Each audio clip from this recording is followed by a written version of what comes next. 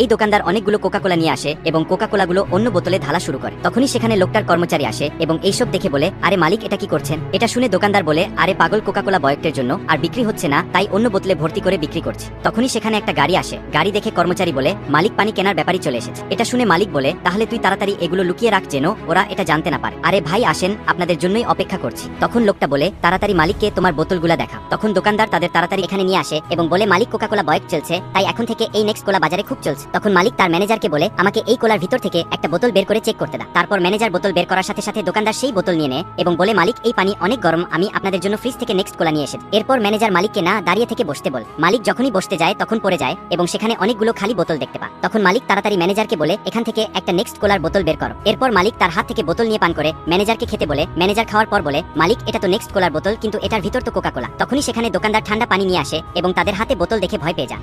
এটা শুনে ম্যানেজার বলে, মালিক না দাঁড়িয়ে থেকে